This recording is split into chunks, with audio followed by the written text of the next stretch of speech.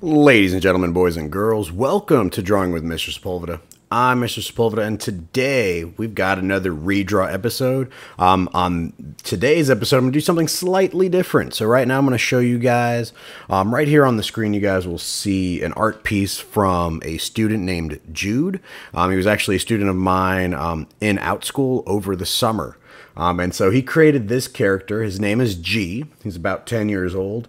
And the description that Jude left was that it's a small boy with the ability to make his dreams come true. Literally, this causes a ton of problems. So I really love this art piece that he has. If you guys can see here, he's got a really good idea on how to draw a proportionate body for the most part. So I think that's kind of cool. Over here, he's got him sleeping, and he's got this little cloud over here, which I guess is his dream bubble, so we can actually see what he's dreaming. It looks like he's fighting this little dude over here, and it looks like that little dude is coming to life. So this was the art piece, and I'm going to show you the drawing that I did. I'm actually going to show it to you guys like this, and we'll go ahead and I'll talk to you about my process, about how I approach this. It's about 3 minutes, so hope you guys enjoy. So I kind of started off by trying to piece out the background and where G was going to be in this area. When he said literally causes a bunch of trouble, mayhem, I was thinking like maybe G could have been dreaming about some sort of robotic bird-like creature with like a cannon on his back. Originally I go with the wings and I put in the talons and stuff like that, but the wings, I couldn't figure out how to make it like show out like rockets or like a booster. So I eventually kind of get rid of that and just kind of up the ante or up that back piece. I wanted to put in that little bomb dude that kind of reminds me of like a video game character.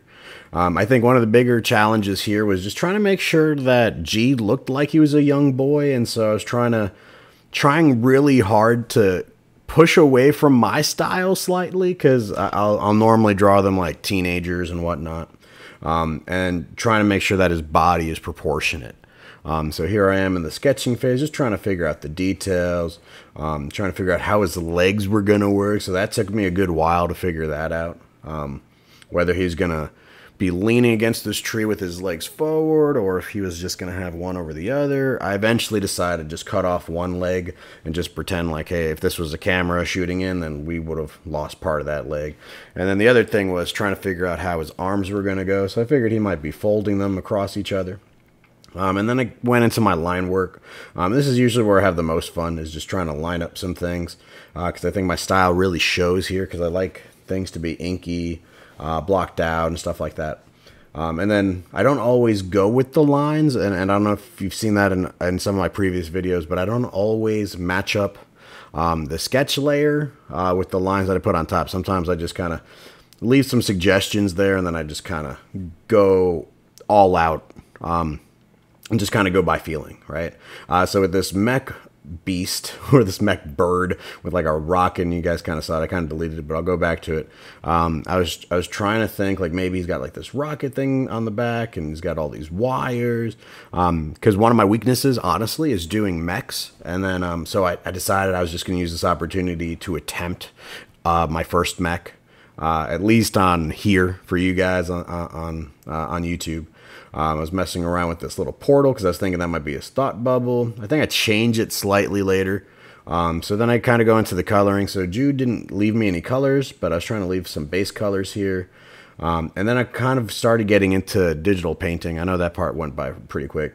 And so I'm trying to create this tree and this tree texture and what kind of lights would be there, things like that. I ultimately kind of go back and forth on this, put a regular tree in there, trying to work on a mountain in the background, and then try to do some really quick shadows and highlights, because I was kind of pressed for time.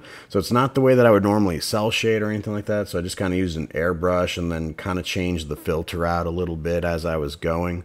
But real quick, just kind of showing you this pic right here.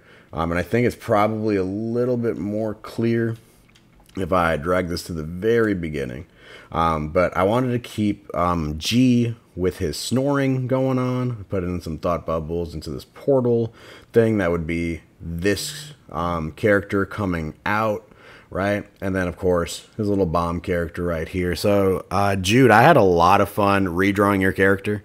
Guys, if you're interested in sending me one of your original artworks, your original characters, all you got to do is just send it to that email down below, okay, with a little description. If you add color, it makes it easier for me to just go ahead and use the colors that you've chosen. Or if you leave it all black and white, just a pencil sketch or whatnot, then I kind of go with the flow and try to figure out what colors might match that particular character, all right? Well, ladies and gentlemen, boys and girls, I'll see you all in the next video, and I'm looking forward to seeing what new art pieces I'll be able to make on the next redraw. All right, you guys take care. Have a good one. Bye.